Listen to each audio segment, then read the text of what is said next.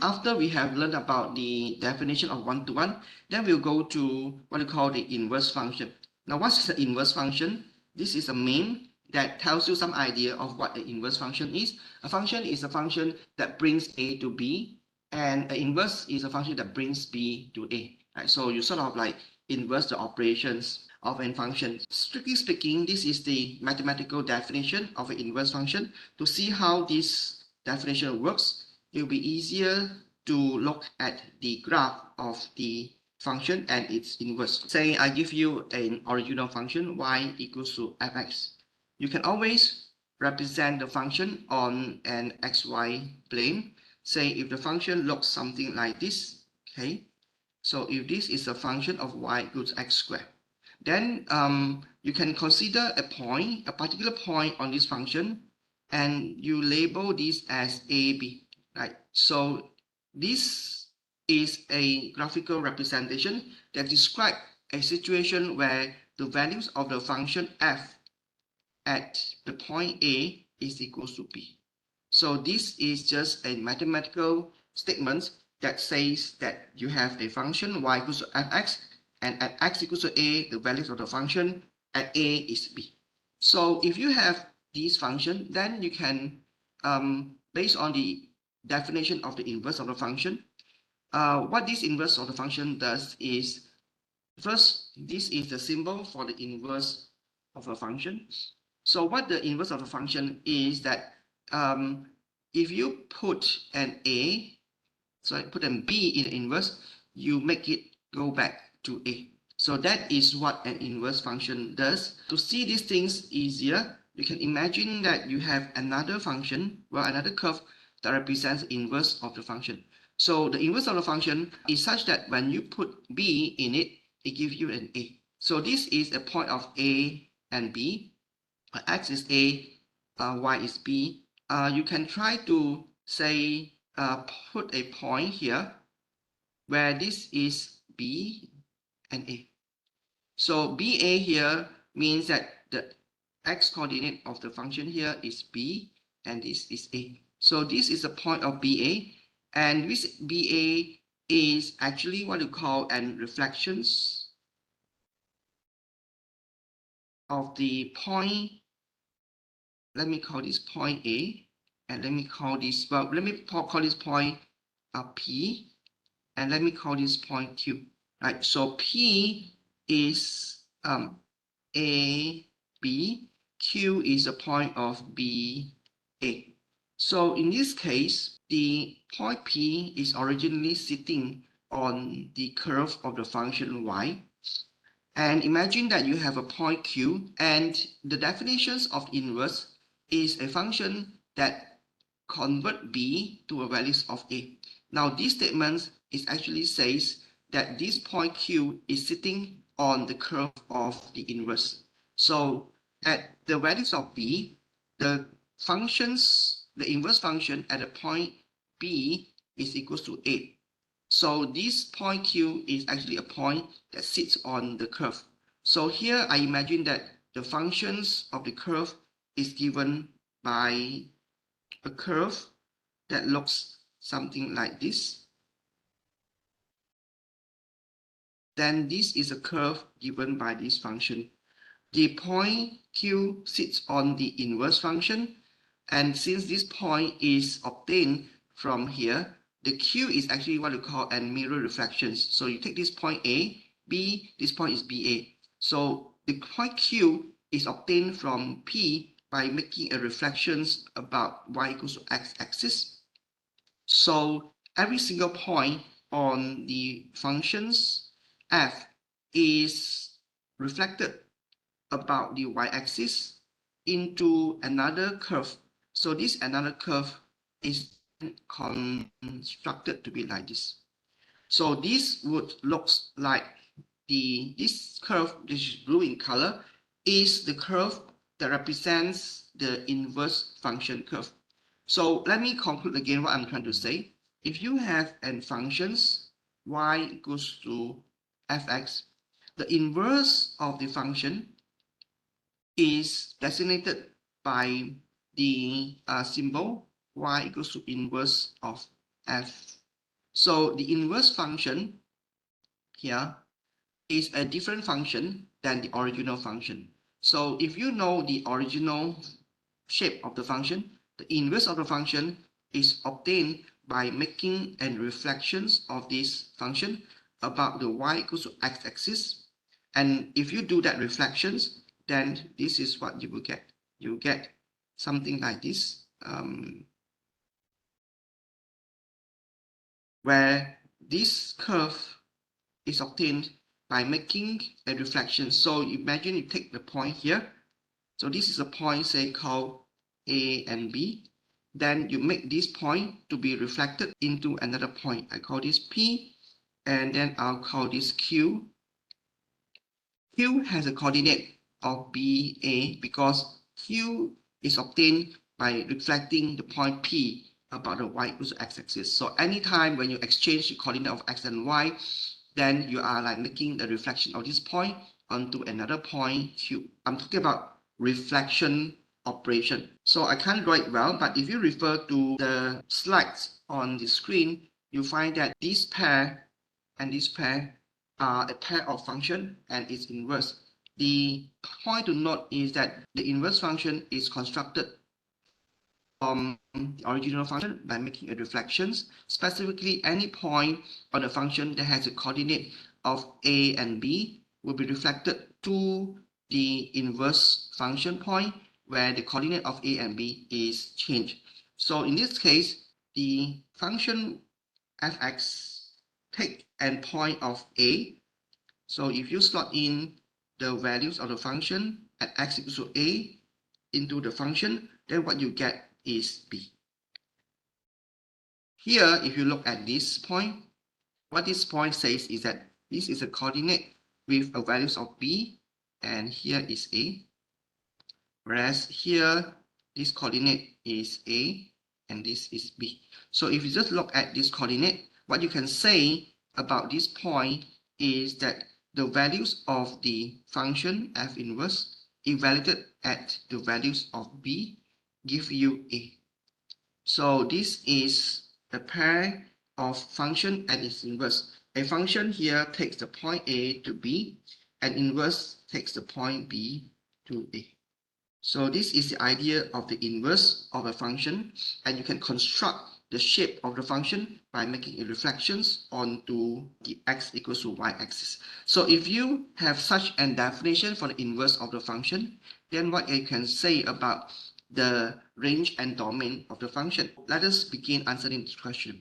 Now my question is if I have a function and I know the range of the function and the domain of the function, which I represent as Rf and Df, then my question is that what is the range and domain of the inverse of the function? So if you look at the shape here, graph here, this is the original function. The domain of the function is here, and the range of the function is here. But when you make a reflections of the function on the x-axis to obtain on the y equals x-axis to obtain the inverse function, then the inverse function, the x and y of the coordinate exchange their role. So then if you look at this one, the domain of the inverse of the function is actually coming from the range of the function, whereas the range of the inverse is actually coming from the domain of the function. So the answer of the question is that if you have a function that has a range and domain, then the range of the inverse of the function is just equals to the domains of the original function, whereas the domain of the inverse of the function is just simply equals to the range of the original function. So this conclusion can be easily arrived at by considering the fact that the inverse function is obtained by reflecting the y equals to x about the y. So the range and domain of the inverse of the function is given by the domain and the range of the original function. These statements can be easily understood by considering the fact that the inverse of the function is obtained by reflecting the function y equals x about the y equals to x axis. So this is just an statement that explain the domains of the inverse is R and the range of the inverse is D.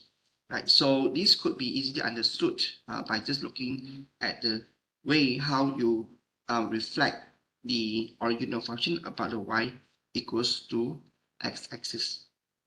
So, but another question is this. Imagine that if you have a function, say a function which is not one-to-one, okay? So here in this example, the function is obviously constructed to be a one-to-one function. Now, let's say if you have a function that is not one-to-one. Say, for example, if you have a function that is like this, y equals to x squared, for example, try to construct the inverse of the function by making a reflections about y equals x-axis. So this is a y equals x-axis. So when you make a reflections of the function y equals x squared about the y equals to x curve, then what do you get? You will get something like this. Let me try to construct it for you. You'll get a function that looks like this. So this will be the inverse of the original function. Say, let me call this original function as y equals to fx. So this is then the inverse of this function, which is y equals x squared. So the shape of the inverse of y squared would take the form that looks like this. Now, what's the problem with the inverse function that is constructed by making a reflections of the original function about the y equals x-axis? So my question is, what's the problem with this function? Anyone can tell me what's the problem with this function? Anyone? It is not a function. Thank you very much. That is what I'm expecting. This is not a function. Why is it not a function? Because a function like this, it fails the vertical test. So a function that is having two values for a same x is not a function. Now, what can you learn from this very simple construction is that if you have a function that is not one-to-one like this, when you reflect it about the y equals x-axis, you will always get a curve that is not one-to-one. So a inverse function that is constructed by reflecting a non-one-to-one function about the y equals axis would not be a function. So what you requires for the existence of the inverse of the function is that the original function has to be 1, 1. If the original function is not 1, 1 within its domain, then you can't obtain the inverse of the function. Or else, if you do that for a function that is not 1, 1, then the curve of the inverse will not become a function. Therefore, when we define the inverse of the function, we have to be very, very sure that the functions, original functions, is 1, 1 in the first place. If the function is not 1, 1, then you can't obtain its inverse because you will end up into a inverse function that is not 1, 1. So every time when you are required to find the inverse of the function, you have to restrict the range, the domains of the original function so that the function is 1, 1 first before you can proceed to find the inverse of the function. So the example like this, say if you have a function that is y equals to half of x plus 1, y equals to half of x plus 1, then I'll call this equals to fx. So our question is, how do I find the inverse of this function? So the way how you do this is actually quite simple. Before we start to find out what is the expression for the inverse of the function, let me try to represent the function half x plus 1 onto the curve of the function onto the xy plane. So this is a function that would look something like this. So this is the original function y equals to fx equals to half of 1 like this. And then this is the y equals x-axis. let me see if, yeah, this is equals to y equals to x axis. So when I make a reflections, then I expect the functions that I obtain would be like this. So this is the function that I would expect if I were to make a reflections of the original function about y equals x axis, and I'll obtain this. So this would be a function of y inverse. Well, I would write this as y inverse. Y equals to f inverse. So what is the formula for the inverse of the function? The answer is actually quite straightforward. You can easily obtain the expression for the inverse of a function by going through the two-step procedure as mentioned in this curve. First, you solve the equation for x, then after that, you interchange x and y, then you obtain the formula y equals to f inverse, where f inverse is expressed in the conventional format with x as an independent variable and y as a dependent variable. So you can easily understand this two-step procedure by referring to this formula. So first of all, the original function is in the form of y equals to half of x plus 1. So the first step is very easy. That is, you make x as your title of the formula. So x is simply then equals to y minus 1 multiplied by 2. Right, so this is the first step. Then the second step is that you exchange the y with x. So whenever you see an y, you replace it by x. Whenever you see an x, you replace it by y. So you make an so-called permutation. When you see x, you replace it by y. So when you see x, you replace it by y. So here you replace y by x.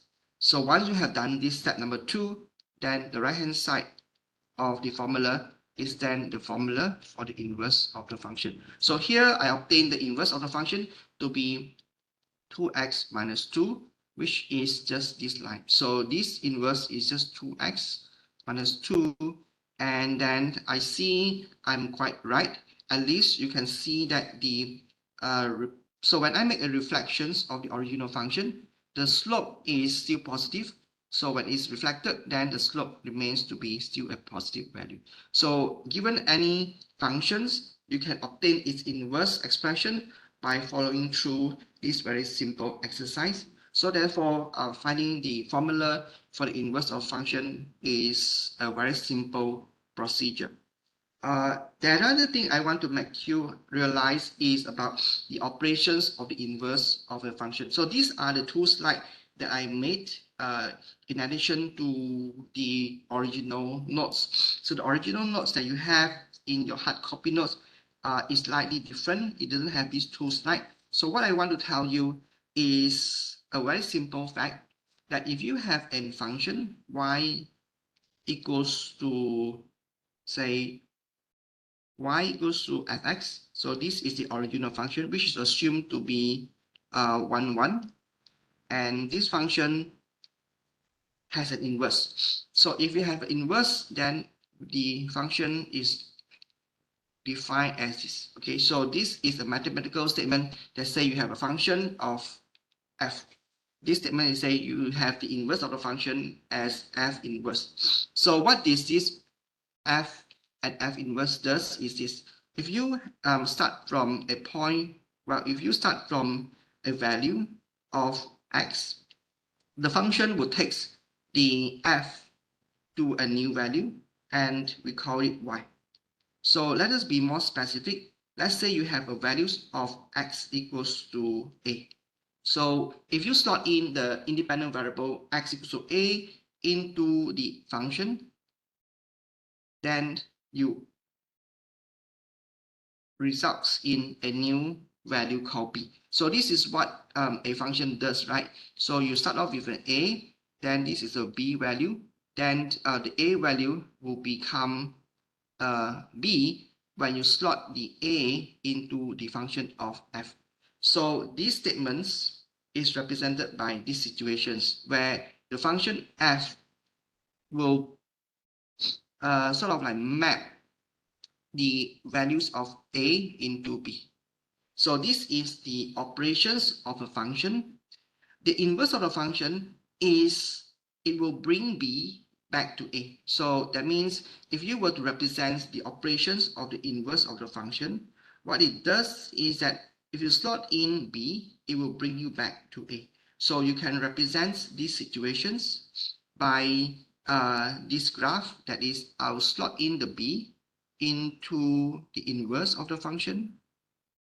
So the B would goes into the inverse of the function, and as a result, the inverse of the function will slot in B and spit out A. So you have an two-way process, right? The process from A to B. This is implemented by slotting A into the function of f.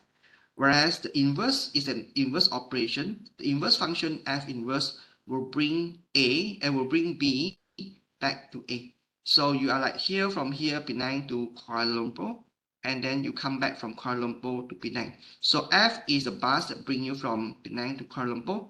F inverse is the returning bus that brings you from Kuala Lumpur back to Penang. So imagine that you start off from A, you slot this A into the bus, then this F of A brings you to Kuala Lumpur.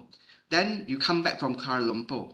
Then what that means is that you put the whole thing from Kuala Lumpur back into inverse of F. This inverse of F will bring you back to Penang. So Penang is represented by A. So here you have a sort of like a complete cycle. You start off from A, then you go to Kuala Lumpur.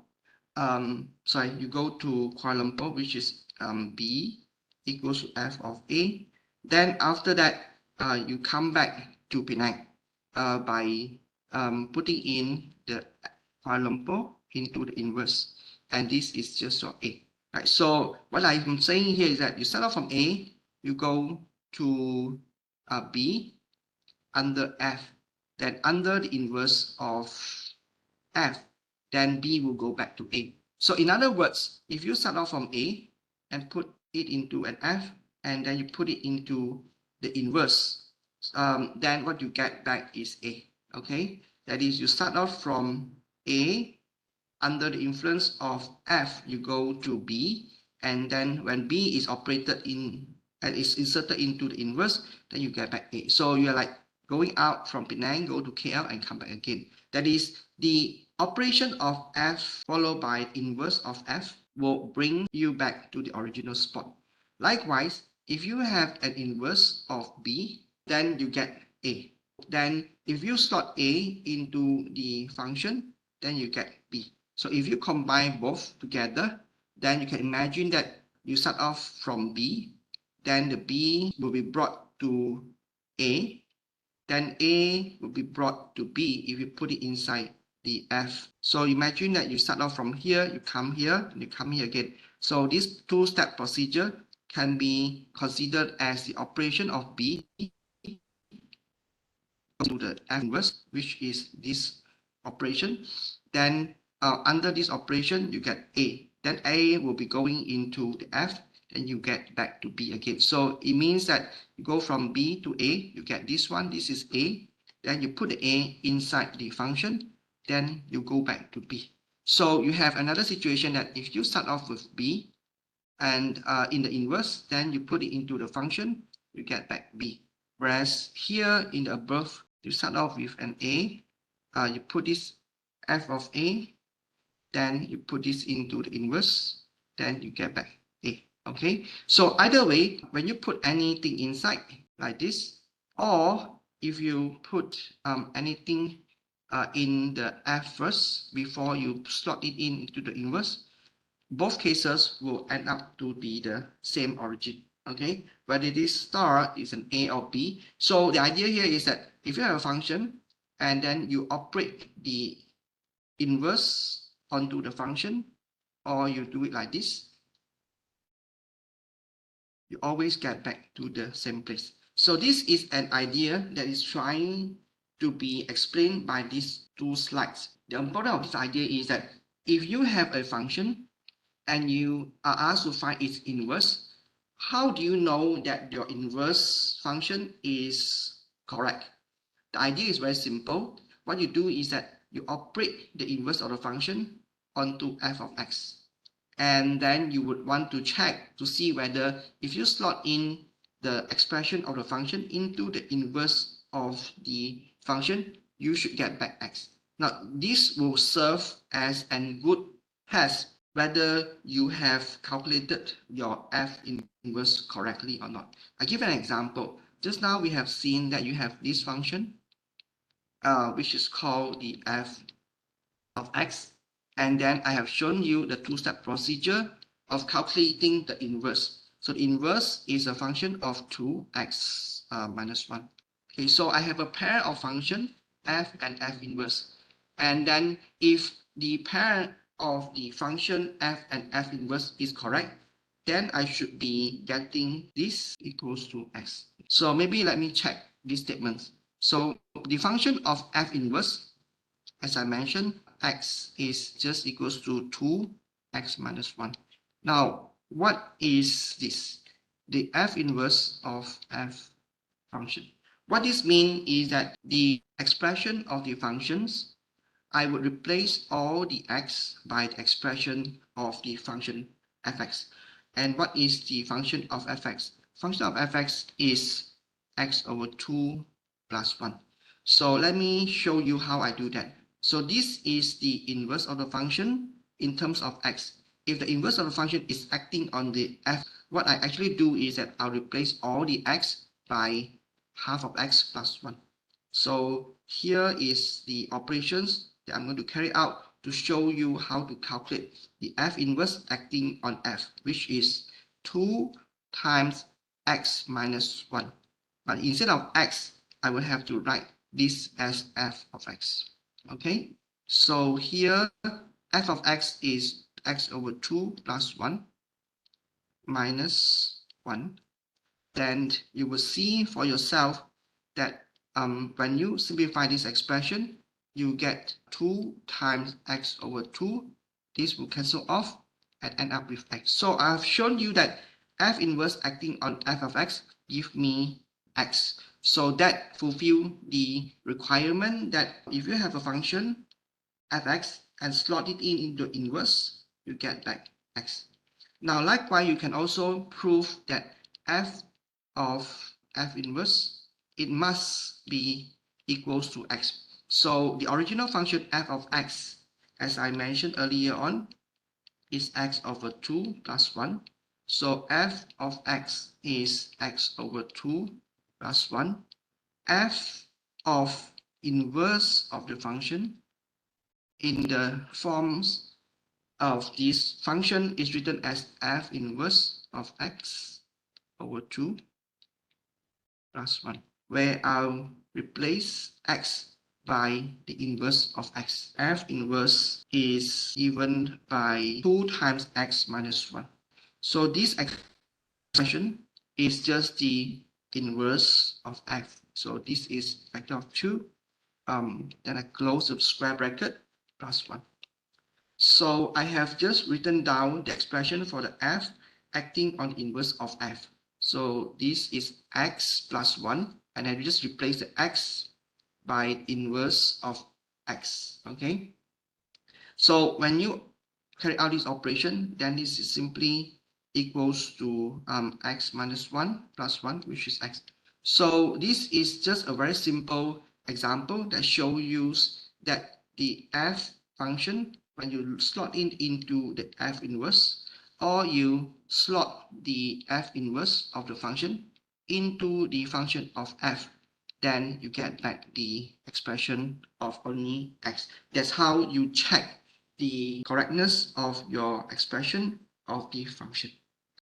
This is just the same slide that shows that if the expression of the inverse of the function is correct, then they form a pair of function that's symmetrical to each other about the y equals to x-axis. So this is another simple example. Example 3, we have a function which is y equals to x squared. So let me look at this example. Y equals to x squared. You have to restrict the function to be only defined in the x positive domain, so that the function y equals to x squared is only defined when x is in the positive direction. What I'm going to do is I'm going to find out what is the function that is the inverse. I write down y equals to fx equals to x squared with the condition that x is in the positive side. Then my question is to find what is the inverse function. The inverse of the function is easily calculated by going through the two-step procedure. Step 1, remember, you have this function y equals x squared. Then you make x as the title of your function. This becomes plus minus square root of y. But since the x is restricted to be positive, then it is not possible for the negative y sign to appear for y. So you can see here as well, the values of y is always positive, and there's no values for y that is negative when x is positive. Therefore, the function, when you express it into the form of y equals to plus minus square root, you should then take away the minus sign part, because you know that for x that is positive, the values of y is always positive. So this is the result of the step number 1. After you make x as your title, then you go to step 2. In step 2, again, remember what it is. Step 2 is to exchange the symbol of y with x. So that is, when you see x, you replace it by a y. Then on the right hand side, you just replace it by x. And the right hand side is just the expression of the inverse of the function. So in other words, the inverse of the function is simply equals to the square root of x. So you can represent the function y inverse as square root of x onto the original graph. So this is the original graph of y equal to x squared. The inverse of it is square root of it, which is this. And again, you can see quite well that the inverse of the function and the original function, they form a pair of function that is symmetrical about with y equals to x-axis, and they meet at 1, 1. So that is the example of the inverse of an function. I have a few more slides to go. The next few slides is calculating the derivative of the inverse of the function. So this requires a little bit of explanation I'm going to do in the next part of the lecture.